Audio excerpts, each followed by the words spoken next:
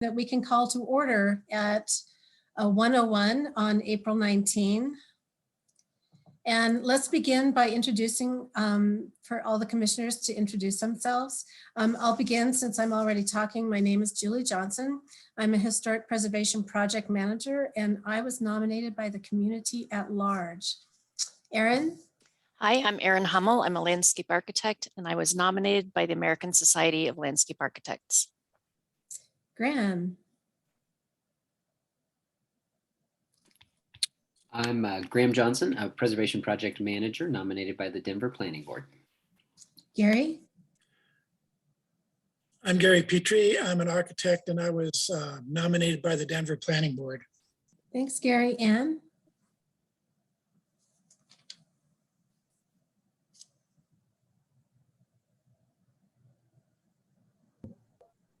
You're still muted, Ann.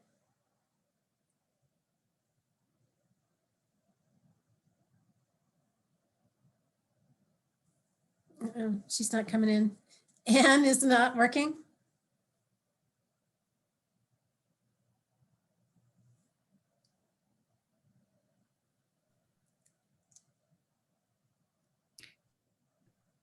Strange. We can see Ann, but we can't hear you. Sounds like she can't hear us either. Yeah. Hi, Ann. Would you like to introduce yourself?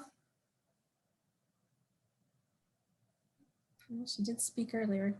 Yeah, we'll come around. Okay. Maybe she's having internet issues. Yeah. Erica, would you like to introduce yourself, please? Sure. I'm Erica Warzaw. I'm an architectural historian and preservation consultant, and I was nominated by the community at large. Thank you, Erica. Ann, did you want to try it again? Ann? Oh, hi. I'm Ann Wattenberg. I'm an architect nominated by the American Institute of Architects. Great. Thank you very much, commissioners. We did have one meeting record to approve, the meeting minutes from April 5th. Were there any comments? Were there any corrections from the commissioners? I'm seeing a lot of shaking heads. I will take that as an indication that there aren't any comments or corrections. Do I have a motion to approve minutes as they are presented? Madam Chair, I will move to approve the meeting record from April 5th, 2022. Graham, thank you. Is there a second? I'll second. Great. Thank you, Erin. All right, then, commissioners, let's take a vote. Erin? Aye. Graham? Aye. Gary? Aye. Ann? Aye. Erica? Aye. And Julie also votes aye. Thank you very much. The next on our agenda is the consent agenda, on which there are 3 items. Nope, public comment period Oh, for you're general right, public comment. I even have it written down here and underlined. Sorry about that. So we do have, we reserve a few moments at the beginning of every meeting for the public to make general comments about historic preservation in Denver or the LPC, that kind of thing. Any comments directed toward individual projects will be saved for when we're in the public hearing or the design review, but these are for people that would like to talk about general historic preservation issues. If you're joining by phone, please dial *9 on your keypad or raise your hand or email landmark@denvergov.org with your name and phone number. And if you're on the computer, please use your hand raise function. I don't see any hands raised, and just so you know, we don't have anyone on the phone today. Okay. I'll let you know if that changes. Okay, that's great. That makes it easier. Terrific. All right, so seeing no public comments, then we will go on to the consent agenda, on which there are 3 items. Did any commissioners have any concerns or questions or wish to pull anything off of the consent agenda? Or I should also ask if you had any conflict of interest that you needed to remove yourself.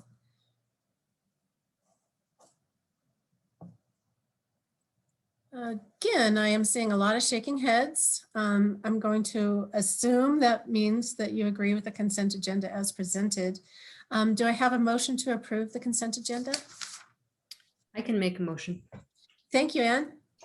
Madam Chair, I move to approve the consent agenda, which consists of items 2022-COA-161 at 135 West First Avenue. application number 2022-TAXC-001 2640 Curtis Street in Curtis Park, and application number 2021-ZLAM-256 at 1895 Quebec Street, which is Treat Centennial Hall. Great. Thank you very much, Anne. Do I hear a second? A second. Erica, thank you. All right, then, commissioners, let's take a vote.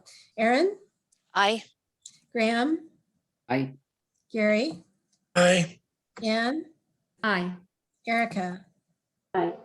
and Julie also votes aye. So the consent agenda is approved as presented. If you are on the meeting right now for a consent agenda item, then you are free to go.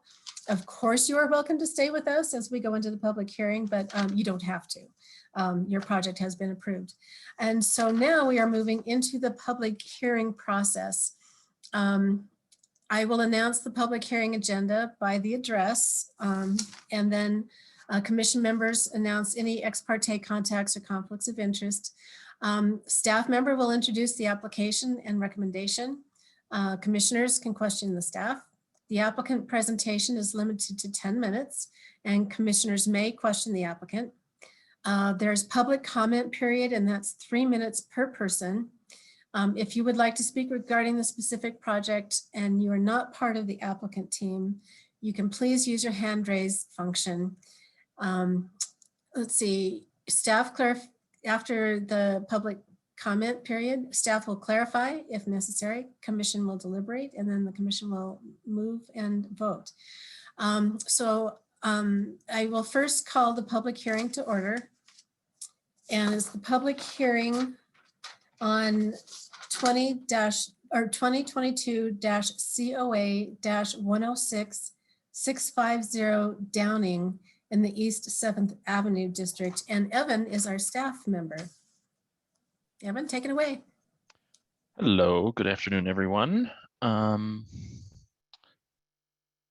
see here. Just trying to progress the slides. There we go. Okay. I would just like to quickly note that there is one small typo in this staff report as well as the next one, which is just that in the information at the top of the staff brief, the project ID says the correct numbers, but says LM demo instead of COA. But the motions, the suggested motions have the correct ID. So just for your benefit, there's that small typo. So 650 Downing Street is a contributing building in the East 7th Avenue Historic District, having been constructed in 1905 in the Craftsman style. The house is located mid-block between East 6th and East 7th Avenues. The applicant is proposing to demolish the existing historic front porch due to 3 different structural issues. I'd also like to just quickly say that the demolition of the porch is the reason that this project is being reviewed as a public hearing as well as a design review project. Our guidelines state that public hearings are required for demolition of front facade features. So that's why this is coming as these 2 items. The applicant has provided a report from a structural engineer, Carl Mangone, detailing these issues, which are as follows. Sorry, just progressing the slides. So the existing rafters of the front porch and the front beam,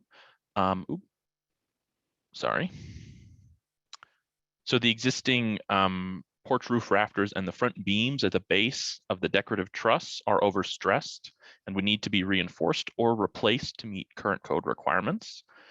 In addition to that, the porch has experienced differential settlement due to insufficient foundations. The southwest corner has settled significantly more than the northwest, resulting in strain on the porch connections to the house, as well as the masonry piers shifting out from under the porch's structural beams.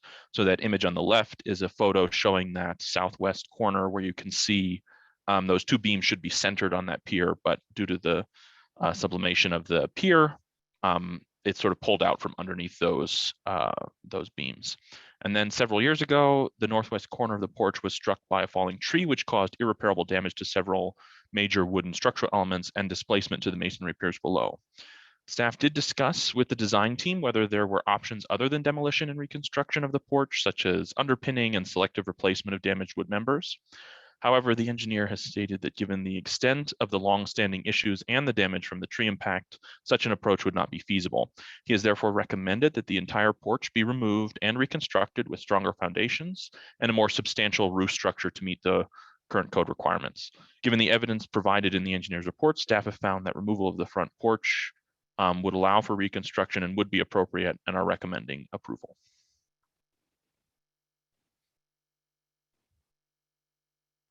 Evan, thank you very much. Commissioners, have you any questions for Evan before we move on? No, doesn't look like it. All right, have we got our applicant that would like to talk to us? Emily's working on promoting them to speak. It looks like they're moving over. Excellent, thank you. There. Nope, not yet. There they go. Hi, so this is to the applicant. You've got 10 minutes to speak with the commissioners. If you would please begin by giving your name and your address for our records. Joe Starman with Palace Restoration, number 7 Galapagos Street, Denver, Colorado 80223. Thanks, Joe. And Carl Mangone, I'm the structural engineer. It's Mangone Engineering, Post Office Box 18259, Golden, Colorado 80402. Great, thanks, Carl.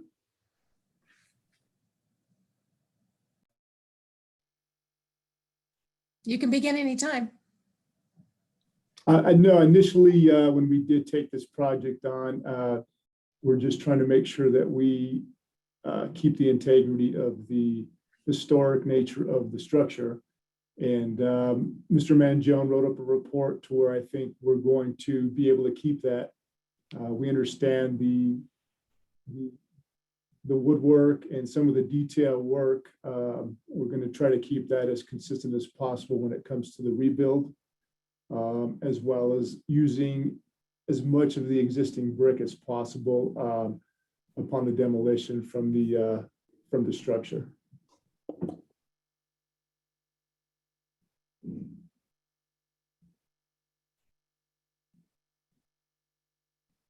Okay, you have quite a bit of time. Carl, did you want to say anything? Anything to add? Yeah, just to add on to what Evan was talking about. So a tree did impact that northwest corner. There is quite a bit of damage to the point where we can't selectively remove and replace individual pieces. We also have some pre-existing conditions that we're dealing with, such as the southwest corner has settled 3 inches, and as it settled, it racked the brick posts. And I think Evan had, well, actually, I see the picture on the left-hand side of the screen here. You can see how the front truss is displaced relative to the brick post. So we're dealing with damage from a tree impact, and we're dealing with pre-existing conditions all together, making it necessary to remove and replace the whole thing. And so the intent is that the reconstructed porch will look as close to possible to what the existing is.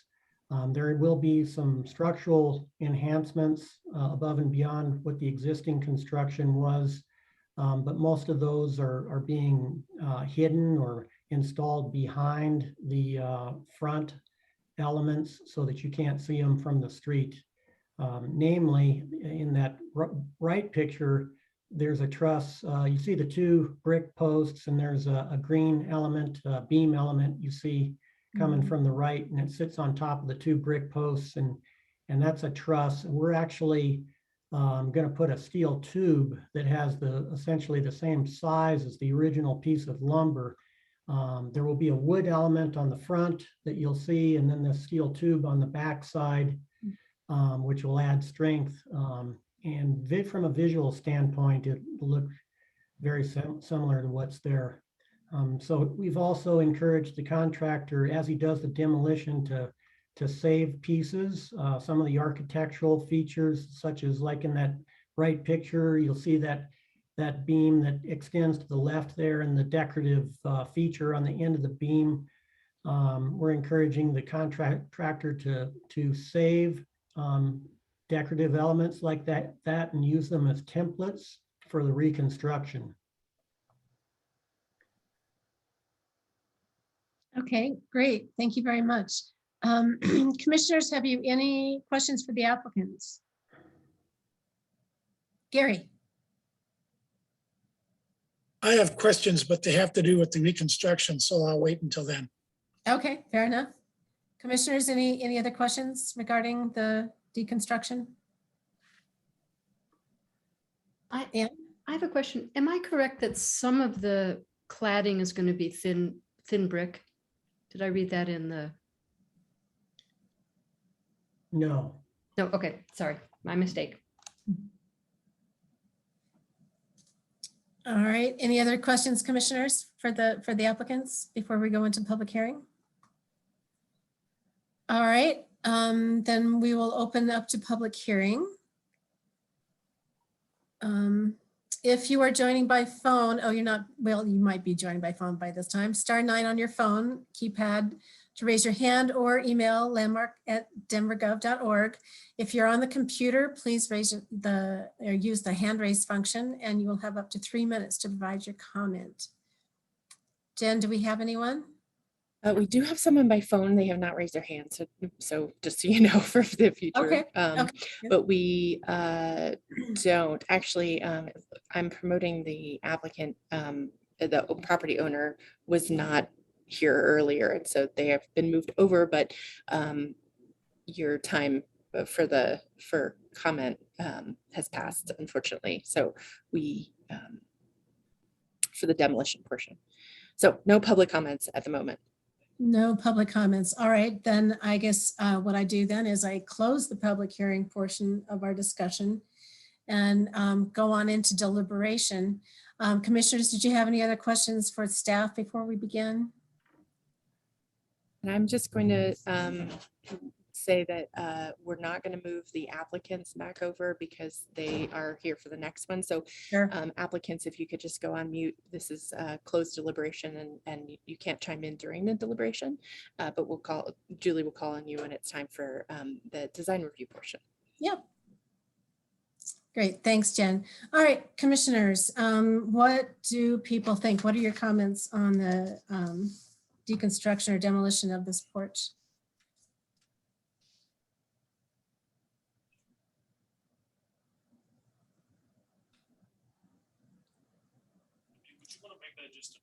Don't all talk at once. Say, Julie, I'll jump in. Thanks, Graham. Yeah, well, just having been involved in a very similar project in the past, understand that sometimes these porches weren't built with the same kind of load-bearing capacities and things like that we see, as is evidenced in the design. And I felt comfortable with.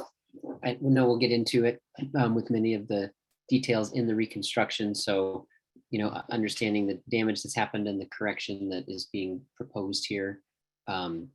Didn't have any major concerns here with this portion of the public hearing. I'll echo Gary, had a few constructability questions on the second component here, but Okay. yeah, so understand where we're at and feel comfortable with that. Okay, good. Any other commissioners have any comments regarding this portion of the project? Doesn't look like, I'm not seeing any.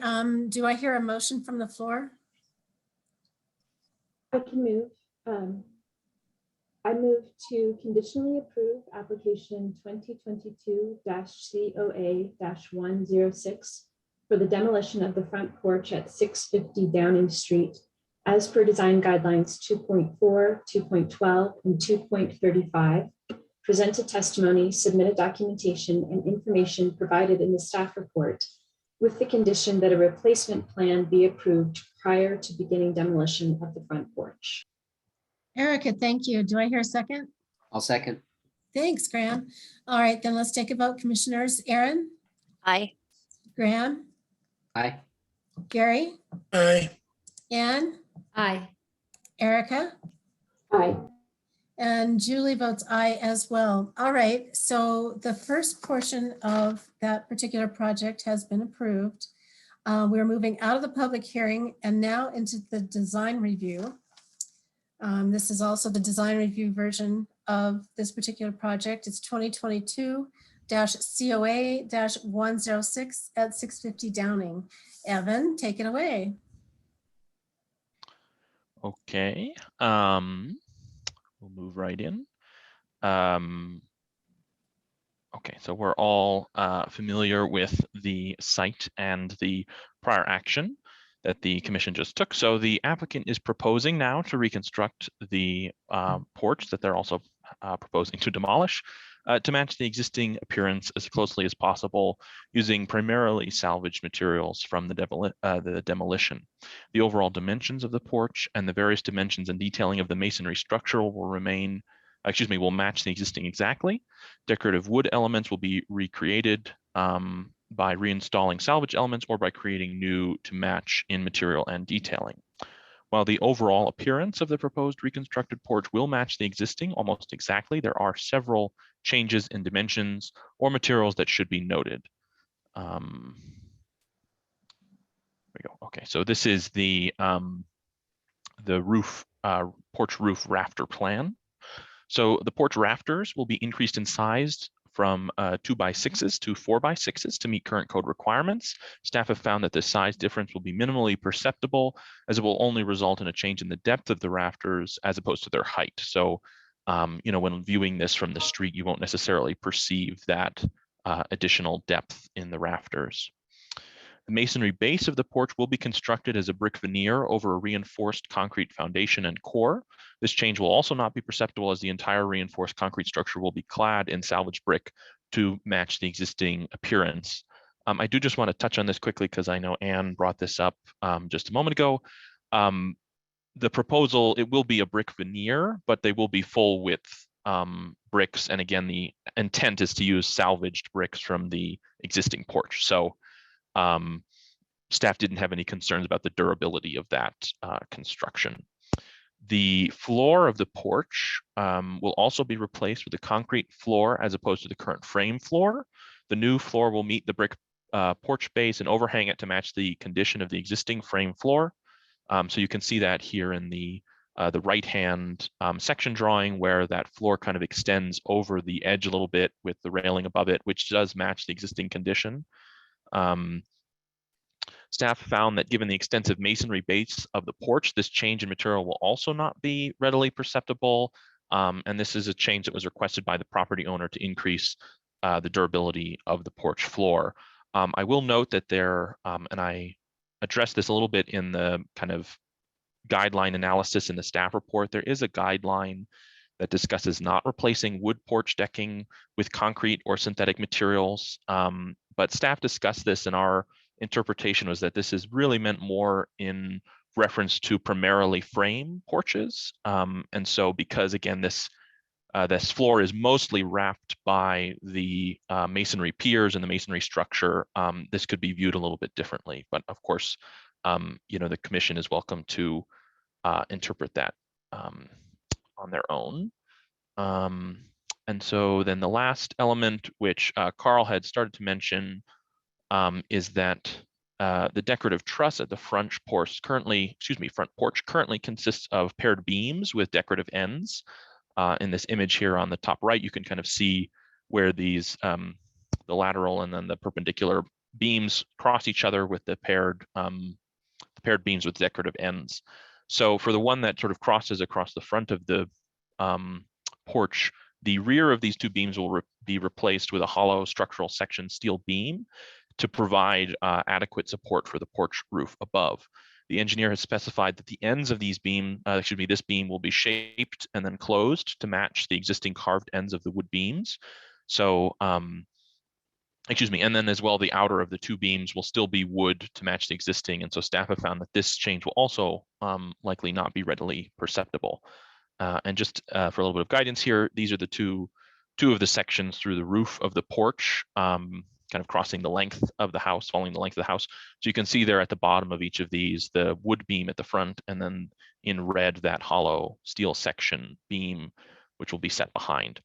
And then the left-hand section is also showing a sort of kingpin, I think would be the right word, structural element that would connect that steel horizontal beam up to the ridge beam of the roof above. So that will also be a new steel element, but it will be masked by the sort of decorative webbing within the truss. So given that the applicant is proposing to match the appearance of the new porch to the existing as closely as possible, and that the proposed changes in dimensions and materials are based primarily on structural requirements and will not be readily perceptible, staff are recommending approval. Evan, thank you. Commissioners, do you have any questions for Evan before we move on? It doesn't look like it. Okay, then let's go on to our applicants. And I know they're up here. So, oh, Anne, go ahead. Yes, I just have a quick question for Evan. Can you just remind us why reconstructing this entire porch is not a case of a false sense of history? So I don't have the guidelines in front of me, but there is a section in the guidelines that discusses when reconstructing missing porches that they should be of their time when there isn't, or sort of differentiated and simplified when there isn't evidence of the original appearance. In this case, we have very good documentation of what this porch historically looked like. So in that case, it seems reasonable that there's sufficient evidence to do a very exact reconstruction. So it is sort of a fine line. I understand what you're saying, but it seems like since we know what was there and they can recreate it reasonably closely, it seems more appropriate to match that as opposed to doing a more contemporary and simplified design. Okay, thanks, Evan. Anne, I had kind of the same question. Did that answer your question, Anne? I'm not sure. I think it's something that we might talk about in our deliberations. But Fair enough. Yeah, absolutely. Thank you, Anne. Anybody else have a question to Evan before we move on to our applicants? Doesn't look like it. All right, applicants, I know you're ready to roll. You know the routine. You've got 10 minutes to give your presentation. Please start with your name and address. Begin whenever you are ready.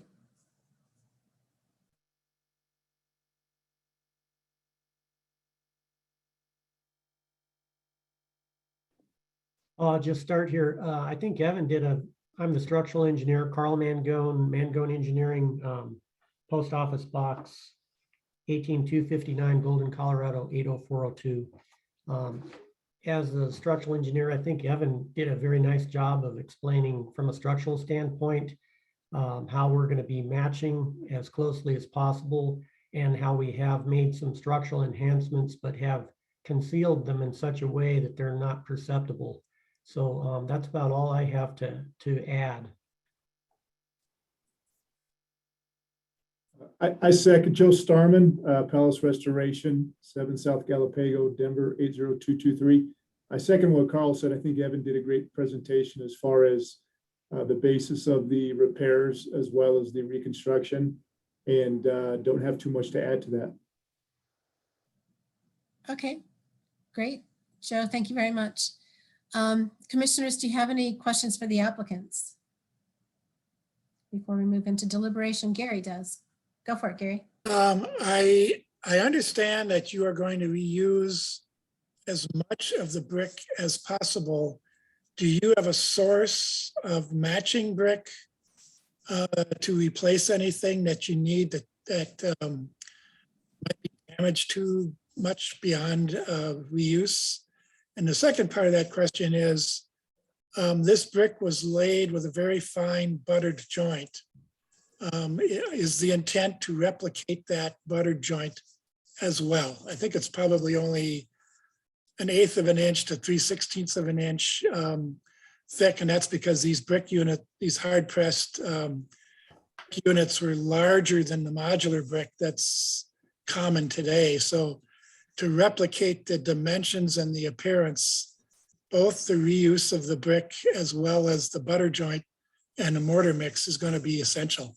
Are you planning to do that? Yes, we are. Yeah, like you said, there's some intangibles with that brick. We do have a couple of brick contractors we're working with who've done extensive demo and salvaging of brick that I think are in tune with what has to be done. And I said, like I said earlier, just trying to keep the overall integrity of the facade is our intent, doing the best we can to replicate what is existing. Okay, great. Any other questions for the applicants from the commissioners?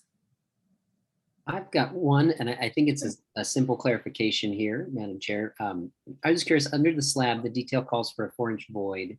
And I'm assuming that's a void form or some sort of a rigid insulation or something like that, but was just hoping to confirm, I guess, kind of the layering of that prepared subgrade and then the reinforced slab there.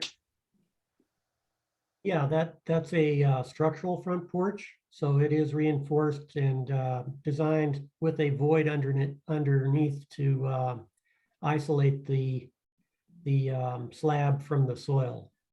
Understood. So it'll actually be poured on a false work and it'll have an open void underneath, or will it be over a physical barrier, like a solid material that separates it from the subgrade? Well, what I usually do, correct me if I'm not answering your question, but it'll be a cardboard void. And then I usually put a 1/4-inch masonite board over the top of the cardboard before they put the chairs for the reinforcing steel so that the chairs don't puncture the cardboard. Is that what you're asking? That makes perfect sense. Yeah, I was just curious about the material that would be in that void. So I appreciate you clarifying. Okay, great. Thanks, Graham. Anybody else? Question for the applicants? Nope. Okay, great. All right, then applicants, thank you for your presentation. We will go into deliberation now. Nope. We need to see, are there any public comments for this particular design review project? You'll have up to 2 minutes to provide your contact or your comment, I'm sorry. If you're joining by phone, you need to do a *9 on your phone keypad to raise your hand, or email landmark@denvergov.org. If you're on the computer joining us, please use your hand raise function. Are there any comments, Jen? No hands raised, no. Okay, alrighty then. Now we will go into deliberation, commissioners. Commissioners, what do you think?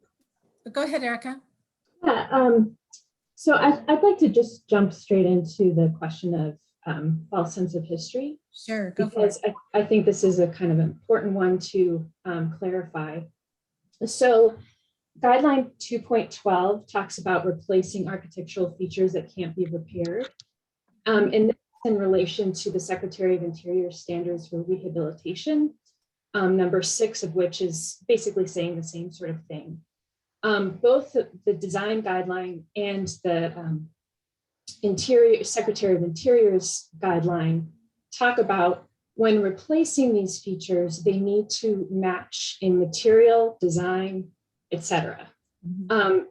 And be substantiated with some sort of documentation showing that this is a historic feature.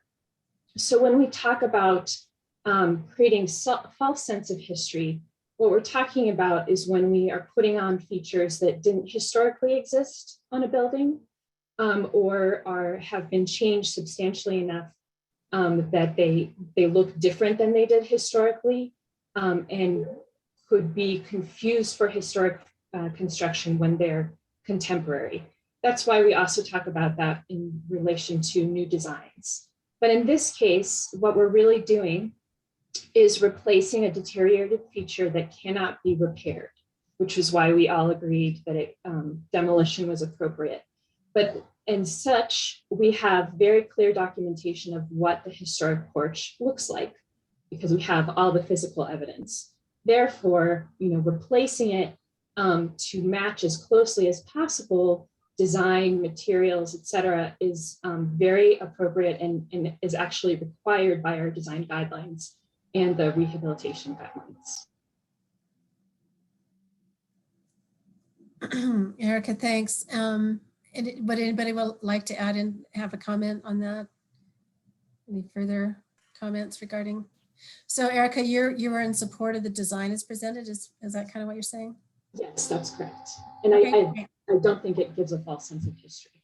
okay, Erica, thank you. Anne? Well, I appreciate very much hearing from Erica because I understand where she's coming. I guess my question is, there are actually changes that are going to be made, and it is going to be built in a it is contemporary construction, which Gary alluded to, and the difference in the size of the beams alludes to. So it's actually not going back exactly the way it was before, and that's why I think somebody in the know may look at this and say, wait, that was not built, at the beginning of the 20th century. It was built in the middle of the 21st century. In other words, it's actually, and I understand what Erica's saying. I guess I just want to throw in the fact that contemporary construction is not the same as the original construction, and therefore it's actually not a complete, it's as complete as it can be. But, and I think that Erica's, I'm sure, totally correct, but that's the part that worries me a little bit. So I'd just like to add to it, though, that both of these guidelines talking about reconstructing historic features talk about being as close as possible, with some wiggle room of new requirements of code or unavailability of certain historic materials, et cetera. And so it can't ever be, or is unlikely ever likely or able to be an exact reconstruction. So I would just add that. Okay, thanks, Erica. Other comments?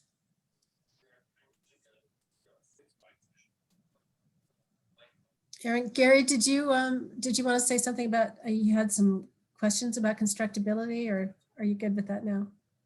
Well, I think my question was answered, although it is critical that the response is effectively used in the reconstruction. I mean, it's in order to present the original appearance, all the detailed wood connections, the masonry detailing that is visible from the street needs to be replicated as closely as possible. And I think when we say as closely as possible, there's just might be a little too much wiggle room in there. So I guess my concern is that the execution of this is critical in order for it to be an accurate, authentic reconstruction. I think the other part of the dilemma is that if we said you can't reconstruct it because of an interpretation of the standard, and a more contemporary porch design was used instead, the building would lose its original integrity, and because the porch is very much a part of the building's character, and the building would possibly lose its contributing nature to the district. So it's kind of like being between a rock and a hard place, or between modular masonry and historic masonry.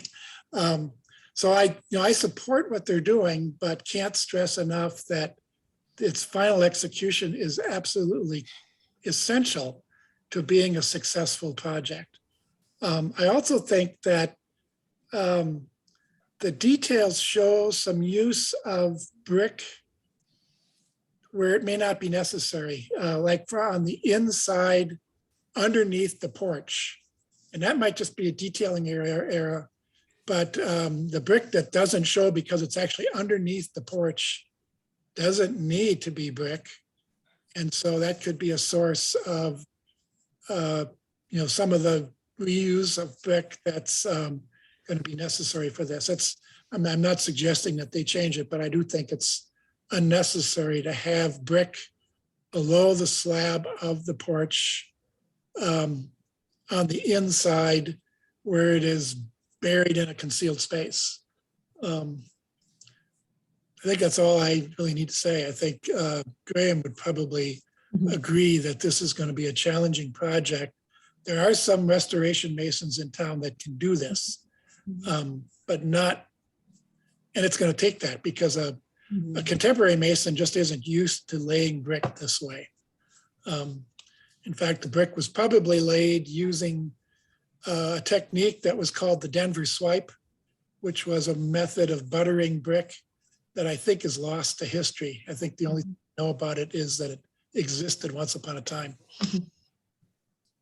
Thanks, Gary. Graham, did you want to reply?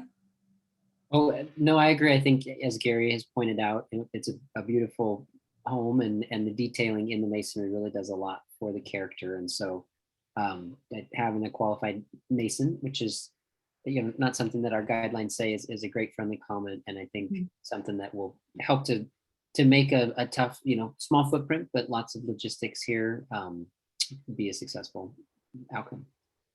Yeah, I agree, Graham. Thanks. Erin, did you have anything that you wanted to say?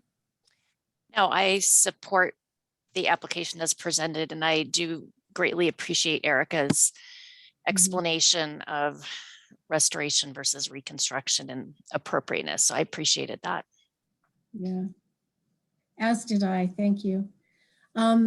Commissioners, I think we're coming to a bit of a consensus here. Do I hear anyone willing to make a motion? Madam Chair, I can make the motion. Thank you, Graham. Yes, I move to approve application number 2022-COA-106 for the reconstruction of the front porch at 650 Downing Street, as per design guidelines 2.1, 2.4, 2.12, and 2.5, presented testimony, submitted documentation, and information provided in the staff report. Thank you, Graham. Do I hear a second? I'll second. Erin, There's thank you Erin. very much. Erin, thank you very much. All right, then, commissioners, let's take a vote. Erin, Aye. Graham, Aye. Gary, Aye. Ann, Aye. Erica, Aye. and Julie also votes aye. Thank you very much. Applicants, we look forward to seeing how the project goes. Thank you very much. Your project has been approved. Now we are moving on to our next item on our design review, and that is 2022-COA-165 and Acoma, or 165 Acoma, sorry, and that's in the Baker District. And Brittany is our staff person. Brittany, the floor is yours. So this project is for a new row house of 5 units development on a vacant lot at the corner of West 2nd Avenue and Acoma Street, or Acoma, not sure ever how you say it. I always say Acoma, but I think I've heard it both ways. So previously the commission did review a zone lot amendment on this property, but essentially that zone lot amendment doesn't really change the existing conditions. It was just breaking off that church that, or sorry, 1960 structure that you see to the north from this vacant lot that you see below, and helping reestablish the historic alley that is located behind the properties on this block of West 2nd Avenue. So originally this row home was proposed to face onto Acoma Street. However, the majority of the homes on this block do face onto the numbered street. So the applicant has reoriented the development to face onto West 2nd Avenue. It does currently still have an Acoma address, but that may change in the future.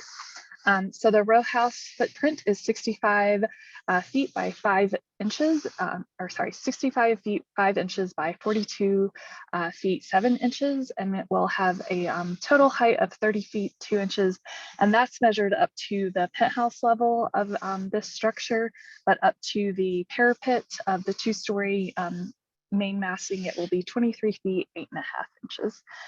So here you can just see the site that the proposed development is going to be located on, and then the aerial image of the site with the indication of the Baker Historic District. Let me see if it lets me change the slide. So historically, this site was home to row home development of 2 stories in height. These structures were demolished sometime in the 1960s. Most of the multifamily development within the Baker Historic District is generally 1 stories in height. So while this is a little bit taller than what we see now for multifamily development in the Baker Historic District, this does match the historic development patterns for this site. So we had a 4-unit row house that was 2 stories in height that fronted onto West 2nd Avenue, and then a 2-unit in the rear yard that fronted onto Acoma Street that was also 2 stories in height. So staff feel that this is reestablishing the historic development patterns of this lot. And again, those structures were demolished sometime in the 1960s. And here you can see that the structure will front onto West 2nd Avenue. There will be a very tiny rear yard with a garage located on the rear of the lot. There is a historic alley that runs along this half of the block on West 2nd Avenue, and it does create much smaller lots on this half of the block, in which that the adjacent structure actually has an attached garage, and then the 2 structures to the west actually have a detached garage, but they're very tight lots and don't have a lot of yard space. So that is consistent with the development pattern of this block, with that alley that cuts through on the north, which is typical of the development patterns of Baker, where you have both north-south alleys and east-west alleys. So here's the proposed floor plan of the structure. Each unit will have a projecting front porch. The primary entrance will be recessed into the wall plane and offset to the side. It will have a modern canopy over the entryway, but the porch footprint or patio will extend across each unit's facade. There is a bay window element that projects from the front facade from the ground floor up to the 2nd floor. The proposal is for a mostly 2-story unit, but again, it will have that 3rd-story penthouse unit. The penthouse unit is set back from the primary facade and also the east-west elevations to provide visual relief for that penthouse element, as you can see here in this roof plan of that penthouse detail. So here is the primary elevation. As mentioned, the entries are offset and recessed into the facade. Above the primary entrances, the building will be articulated with some brick detailing that the commission will review in the phase 2 submittal if they find this massing submittal acceptable. Each unit will have a kind of projecting bay and then a bay window detail that goes from the ground floor up to the 2nd floor. And then there is that penthouse unit. Previously, the penthouse unit was designed to fit within the bulk plane for the Baker Historic District. However, that resulted in the penthouse unit having gable roof forms. Staff felt that this was really inappropriate for the Baker Historic District and asked the applicant to restudy the penthouse form. So we are seeing a flat roof now, which matches the massing below. However, it will minimally violate the height bulk plane for this district. And that request needs to be clearly identified in the phase 2 submittal. However, staff do find that this form is more appropriate for the Baker Historic District and are supportive of this request for administrative adjustment that it will need. It's just not clearly stated in the current materials and will need to be clearly stated. So all the windows on this elevation are of vertical proportions, which is typical of the Baker Historic District. This is the rear elevation. Staff do have some minimal concerns on the rear elevation, and they principally relate to the window patterns and proportionings on the 2nd level and the penthouse level. So the windows on the penthouse are 2 feet by 4 feet, and then there is a more square window that is 2 feet 6 inches by 4 feet, and then on the 2nd level, there's a 2 feet by 4 feet window and then a 3 feet by 4 feet window. Staff would ask for more consistency in those square window dimensions. So for instance, doing a 3 foot by 4 foot window on the penthouse or 2 6 by 4 foot window on the second floor, and then just better vertical alignment between those windows. So that is a condition that we are recommending to the commission, is just more consistency in those window proportions. These are more square windows and not something you typically see within the Baker Historic District. However, this is on the rear elevation, and our guidelines do allow for more flexibility on window proportions and contemporary window patternings.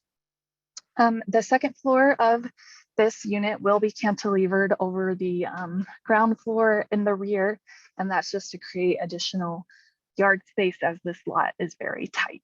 So you are seeing that cantilever here in this image. And then finally, here are the secondary elevations. Similar to the north elevation, I do have some concerns over the window patterns and proportions on the secondary elevation, and staff are recommending that these window elevations be restudied as well. But we are recommending that a standard 2 foot width be used for all of the windows. So there is some variation in the widths of the windows on these secondary elevations. And we're principally concerned about this as the east elevation, or sorry, the west elevation fronts onto Acoma Street and will have a high level of visibility from the public right away. So we are recommending that standard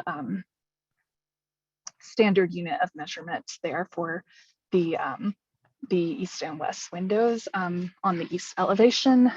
So the west elevation does have those standard 2 foot widths, but the east elevation, which fronts onto the street, does not.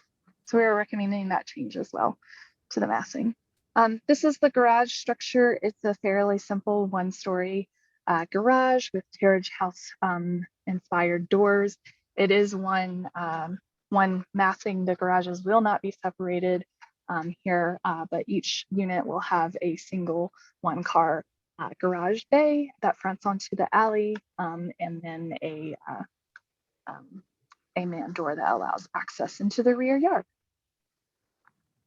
So in terms of how this property fits in with the surrounding historic context, it is compatible in height with the structures that are located on the north block face of West 2nd Avenue. It is taller than the property immediately adjacent to the west. However, it is typical height for all of the other structures on this block, which range anywhere from 31 feet all the way up to 36 feet in height. And again, this structure is just 30 feet 2 inches to the top of the penthouse unit. So it is within typical ranges, even though it is a 3-story structure, but there are very tall roofs within this block face that establish that additional height for those structures. It will have a bay window detail, and that is very similar to structures that are on this particular block in particular. So you have the structure, the blue house that is 2 structures to the west. It does have bay windows. So it is picking up that bay window detail inspired by the structure located 2 houses to the west. And then also kind of that projecting massing detail that you see in those turret towers for the Queen Anne structures that are all the way at the end of the block on West 2nd Avenue. Staff are also recommending that in the design detail phase of the submittal, that it would be a good idea to consider window headers or sills, as that is typical of the Baker Historic District and is actually indicated in the applicant submittal materials. And currently there aren't many horizontal scaling elements for this structure. So we are recommending that in the design detail submittal that some of those horizontal scaling elements be added to the submittal. But generally speaking, this does have a very strong cornice detail, which you can see in the submittal here. They have articulated the recess on the second floor with that brick banding detail that will be reviewed further in the design detail phase, and brick banding is very typical of the Baker Historic District. This is a more modern interpretation, but generally staff feel that it does fit in with the surrounding historic context. And then as you see here, most of these entries are offset to the side. So that is also typical of the Baker Historic District. There is a full width porch patio here for this project proposal because the Baker RNO did ask for the applicant to provide more of a front porch element for these homes, as the rear yard was very small, and this would be a public gathering place likely for these properties. So here are just some isometrics of the project proposal taken from the corner and then a little more straight on West 2nd Avenue. Again, we are recommending conditional approval of this proposal for the mass and scale, as we generally feel that the mass and scale of this project does fit in with the Baker Historic District. And then here is just the more isometrics from the rear, so you can kind of see what those garage structures look like in terms of the relationship between the windows on the second floor and that penthouse that we are requesting have a little more consistency on that north elevation. So this project proposal was reviewed by the Baker Historic Design Review Committee on March 1st, and they did recommend conditional approval of the mass form and context. The RNO did comment on the side and rear elevations and the proposed porch, as I already mentioned. And this submittal before the commission does address many of the RNO comments, including a stepped parapet, a step back in massing for the east and west elevations of that penthouse unit, and a redesign in the garage massing to be more compatible with the surrounding historic context. And the applicant did adjust the windows more so on this submittal before the commission today, but again, staff is recommending further adjustment to the windows, particularly on the north elevation and the east elevation that front onto Acoma Street. So that's all I have. Okay, great. Brittany, thank you very much. Commissioners, do you have any questions for Brittany? It doesn't look like you have any questions, Brittany. Okay, great. Do we have the applicants ready to roll?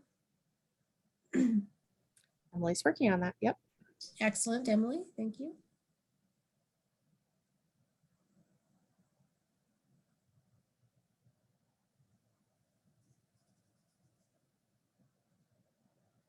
Okay, this should be moved. Okay, great. This is for the applicants.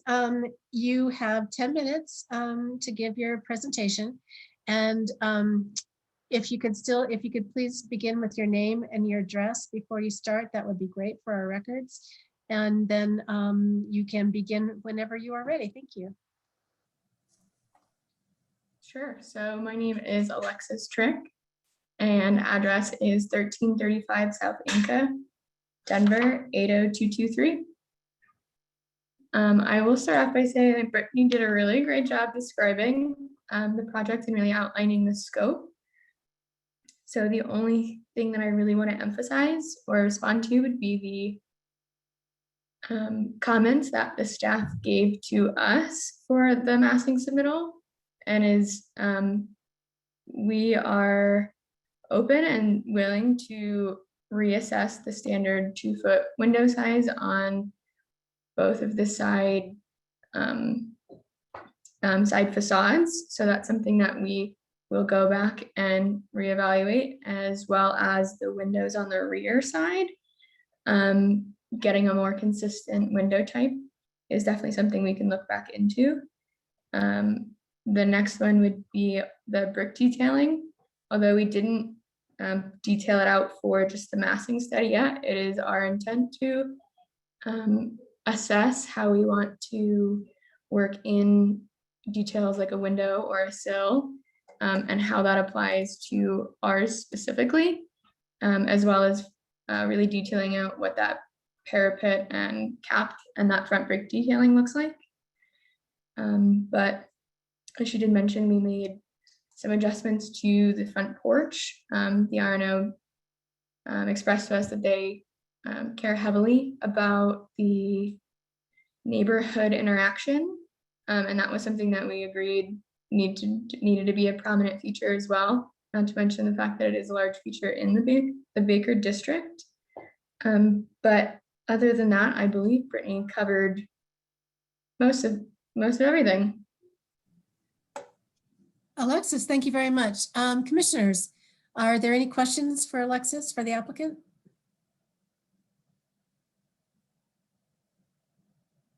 I'm not seeing any. No questions for the applicant. Okay, great. Alexis, looks like you're off the hook. Thank you very much.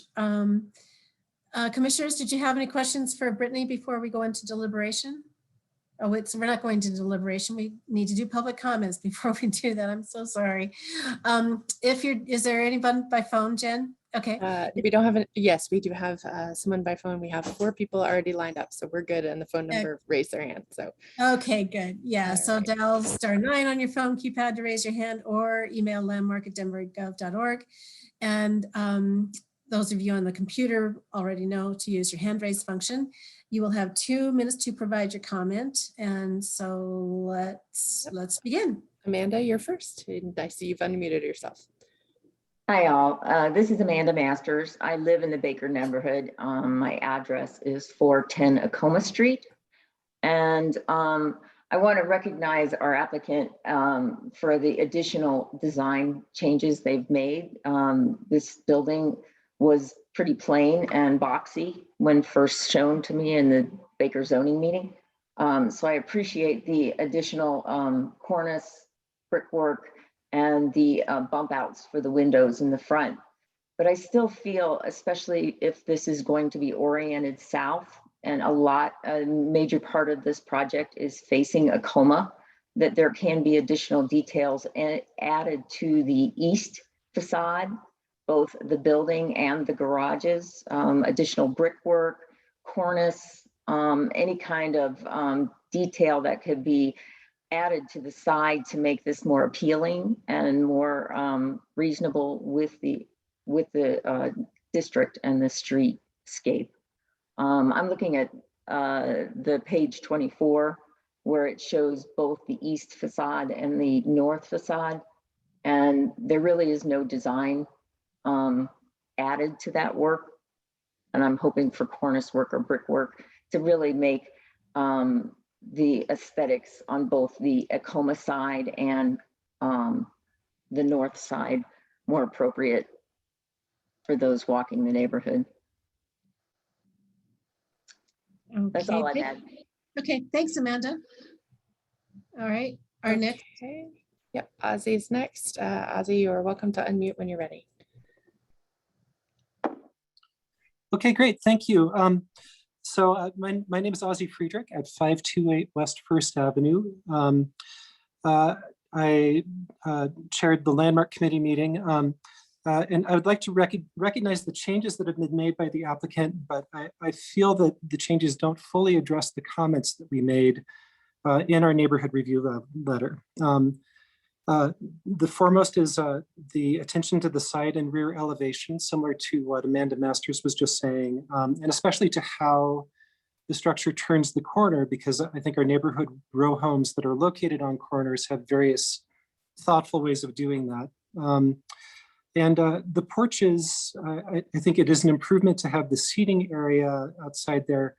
But we did also want some more attention to how historic neighborhood porches work and feel. And while I don't think we would necessarily object to a modern canopy type of approach, these feel kind of more generic, like any row home you might see in Cherry Creek or in the Golden Triangle. And then finally, the one thing here that we didn't see in the initial discussion is the cantilever at the rear, which is feeling really bizarre to me, and it feels very slot home-like. And I don't think there's any precedent for a cantilever like that. And it's great that it's a brick structure they're wanting to do, but particularly brick doesn't cantilever, and that's not something that you would ever see. And I would hope there's a version of this design that simply doesn't need it. I think it would fit a lot better. And as has been pointed out, this is probably more visible on Acoma Street than it will be on 2nd Avenue. So I very much hope that these comments relating to the side and rear can be addressed. Thank you. Thank you, Ozzy. Jen, our next person is Molly. Molly, you are welcome to unmute when you're ready. There you go. Hello, yes. Hi. I am the affected neighbor at 121 West 2nd Avenue, and there is an existing curb cut in front of my house, approximately 4 feet of width. Oh. Did we lose you? Did we lose Molly? Curb cut contest Nope. the suggestion that Molly, we missed a big chunk of what you just said. We heard that you have a curb cut. I paused you. We heard you have a curb cut, and that's all we heard. Can you hear me now? Yep. Yes. Sorry. There's an existing curb cut, approximately 4 feet of which are on the new development's property. And I have an existing easement, a recorded easement for that property. And I would like to contest the suggestion that this is not a non-historic curb cut. Red T has plans to remove the curb cut, which is used for my private driveway and has existed there since before 1980. I'm not exactly sure when. Nobody can give me that information. There is a preliminary injunction hearing set for 3 p.m. today because they have currently set up a fence to prevent me from parking there. And so I would like to suggest that this is a historic curb cut that should remain in place. All right, Molly, thank you very much. Thank you. Our next, yeah, sure. The next comment, the next person? Yep, we have a phone number, and so you will have to, I think it's star 9. Star 9, star 6, I think, is to unmute. Try star 6 first. Yep. Hello, Yep, my we name can is Vicki McDonald, and that was my daughter Molly that just spoke. And we are currently presenting the preliminary injunction against Red T for their behavior toward us and fencing off our driveway so that we're not able to use it. We're in front of Judge Marie Avery Moses, scheduled today for 3 to 5 p.m. And the suggestion that it is a non-historic curb cut is one of the things that we're contesting, along with if they can remove the curb cut, then they contend that the recorded easement that we have would no longer be valid.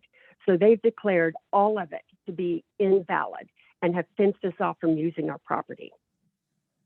The pan that is you can see from 121 West 2nd Avenue may be that wider pan that was used and put in place to remove those 1960s row houses that were contiguous to this property. Those row houses were pushed into the basements that they were standing on. Those row houses are underneath that pavement as we speak. When they start digging it out, they're going to find all kinds of row house stuff. And that we believe that curb cut was put in there that wide. I mean, what else would it be? For them to go into the property and remove those row houses. They didn't actually remove them. They pushed them into the basements. And again, we'd just like to contest that this is a not, we don't like the suggestion that this is a non-historic curb cut. Thank you. Thank you. Jen, is there anybody else? Oh, Brittany, did you want to comment? No, that's all the public comments That's we've everybody? received. Yep. Okay, Brittany? So I just want to provide some clarity on the curb cut because I have spoken with the project coordinator about the curb cut. So easements are agreements between two private property owners.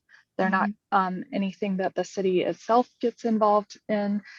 So easements can go to court and be resolved in the court. However, the larger issue with this curb cut is that the city's right-of-way never granted approval or a permit for the curb cut. And whilst there's a recorded easement, it's not legally allowed to be used until approval is granted by the city.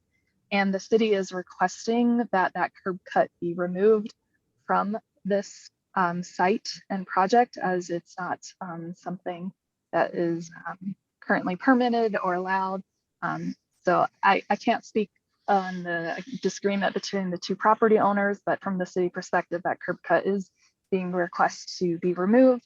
And additionally, all of these homes, these 4 historic homes off of West 2nd Avenue on the east side of the north-south alley are accessed by a east-west running alley on the north side of all these properties, and do have garage structures in the rear of the homes, which you can see in this historic Sanborn map image. Great. That is up. Great. Thanks, Brittany. Did any of the commissioners have any questions for Brittany regarding that? No. Okay, Jen, is that the end of the public comments? Yep, that was last. Nobody else is lined up? Mhm. Okay, great. Okay, terrific. Then, so commissioners, let's go on into deliberation now and consider this application. What were people's thoughts? And this is, remember, this is mass, form, and context.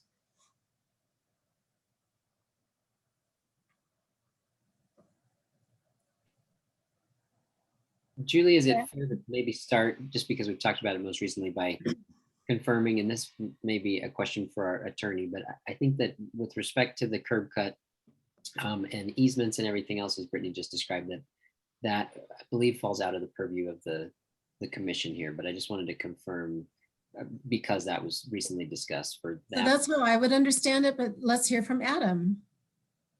Hello, Adam Hernandez, Assistant City Attorney. That's correct. The landmark ordinance at 30-6, 6.5 talks about the Landmark Preservation Commission's purview on requests for curb cuts and encroachment permits. And basically, should a application for a curb cut permit come through in a historic district, you all would review that and make a recommendation to Public Works, and they would consider your recommendation. I guess for me right now, it's unclear on whether there's even a request to remove this curb cut in light of it never being permitted in the first place. So I would say that you are reviewing the application in front of you, absent any sort of private party easement or access issues. Thank you, Adam. I appreciate the clarification. All right, commissioners, with that information, what are your thoughts?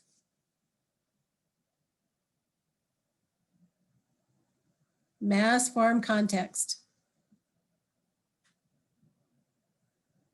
I can start. And thank you.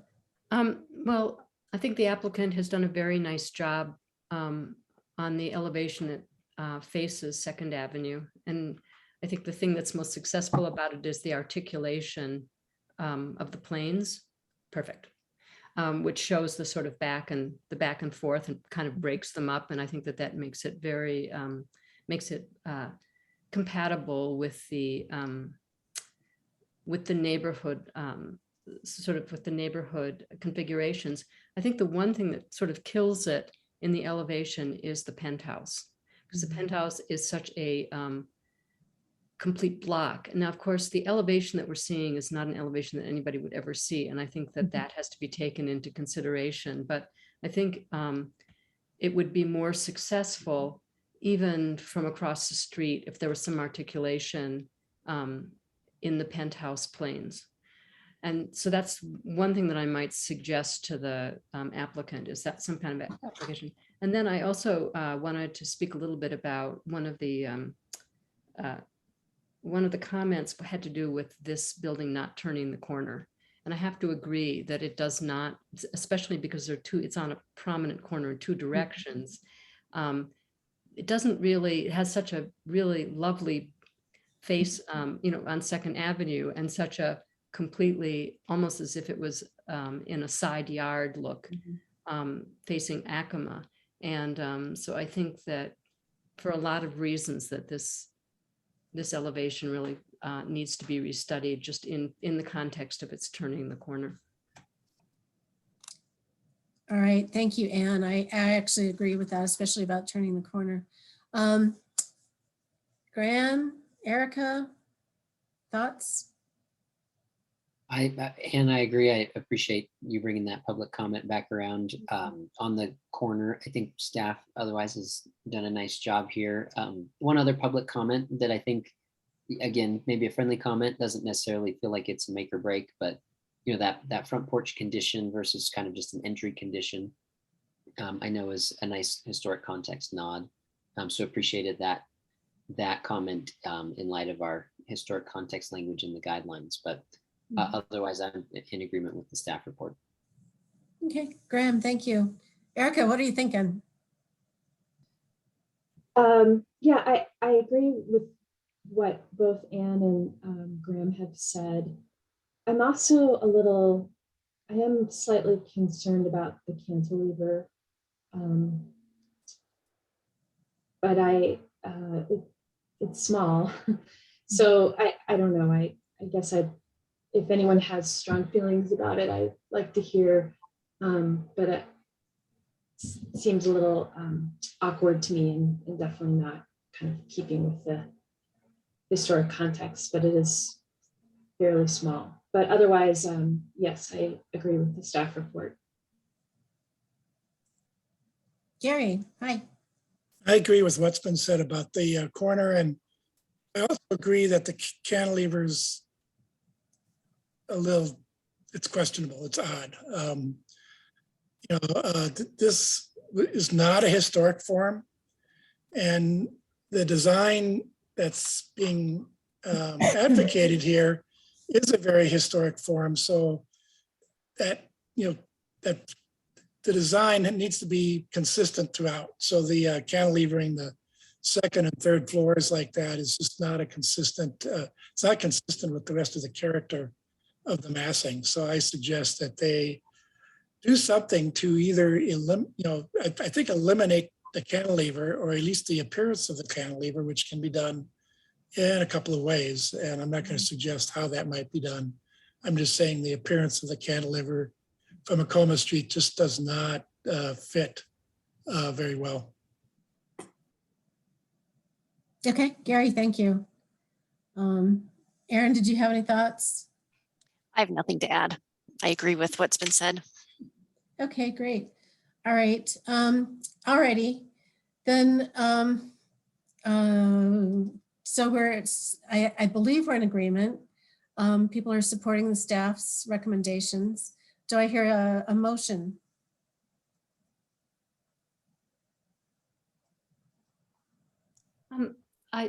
Julie, I'm not sure we are in agreement. Okay, because all right. I think in a funny way, this one may fall into the condition, and I would ask the other commissioners, where there are so many. I mean, how do you as a condition say you need to turn the corner? I think we've been here before. Yeah. And I might suggest that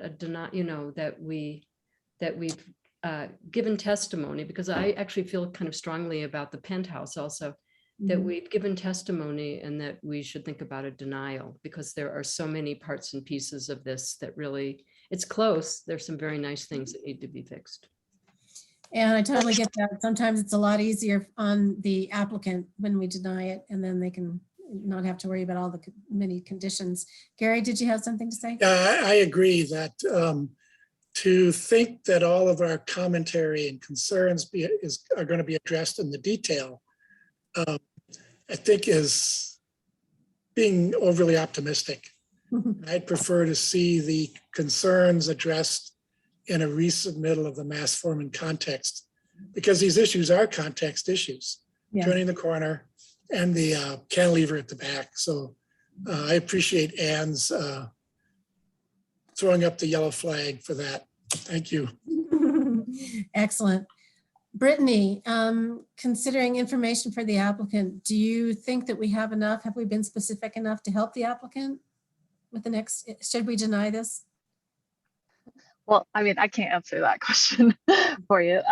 I do think you've provided enough testimony that maybe you'd like to see some additional articulation in the penthouse, particularly the Okoma facade, and maybe the elimination of the cantilever. And I will say that the submittal reviewed by the Arno did not have the cantilever, so that may be possible, and something that applicant's willing to do, but I can't answer if you should deny it or not. Certainly. No, I totally get that.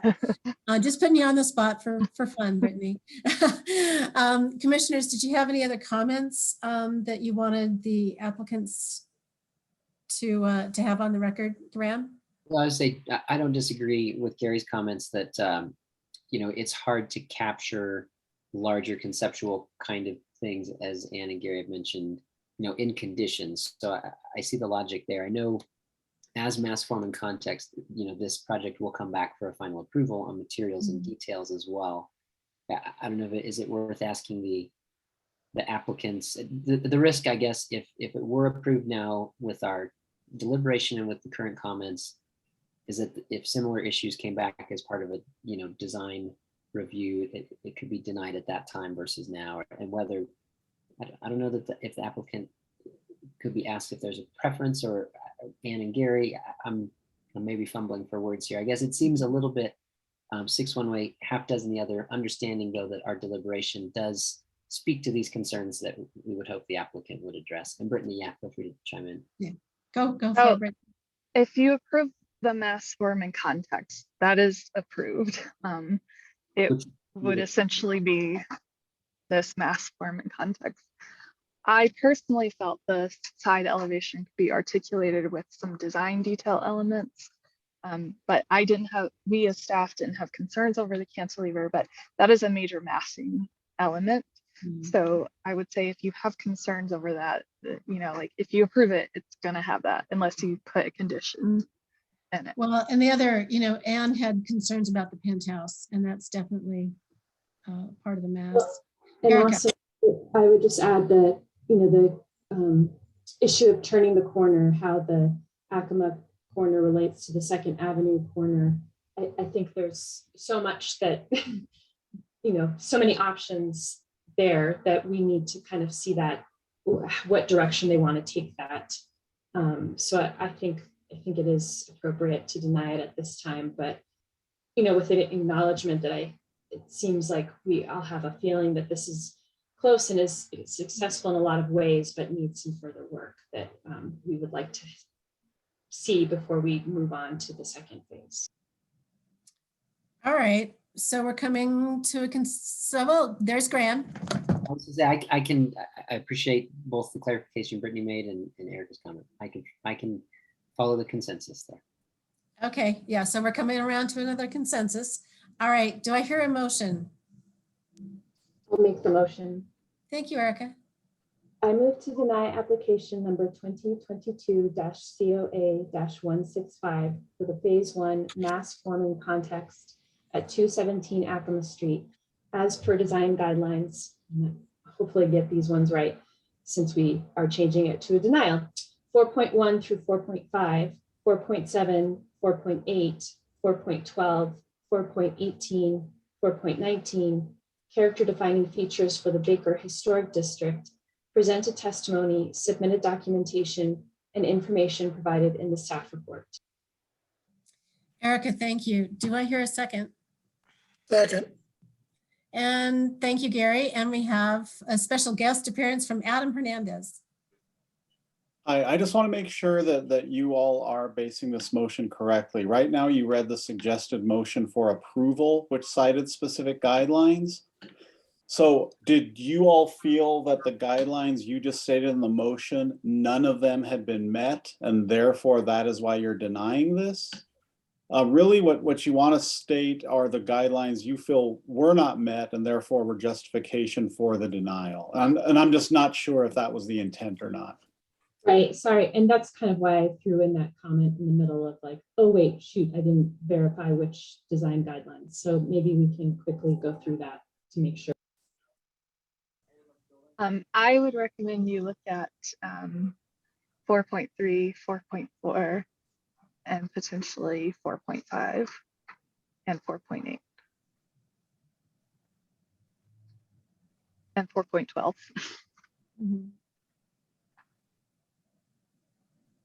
Yeah, I think that's right.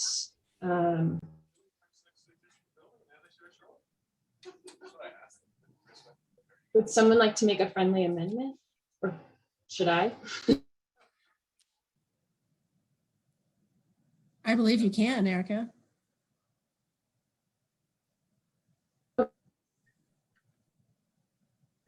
I move to amend the motion to reference instead the following design guidelines: 4.3, 4.4, 4.5, 4.8, and 4.12.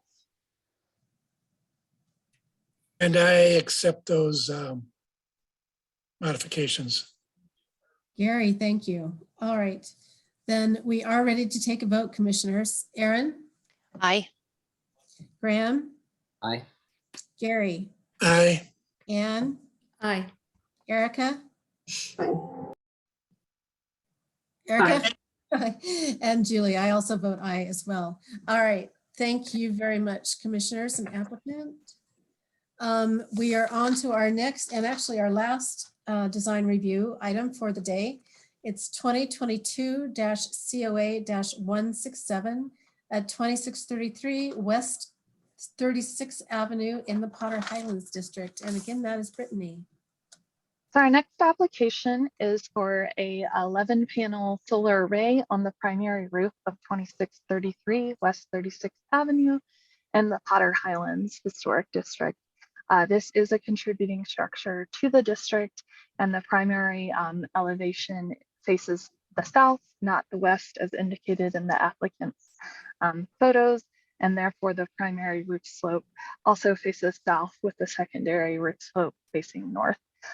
There is a accessory dwelling unit or potentially tandem house on this property, or I should say this zone lot, but it is its own separate property.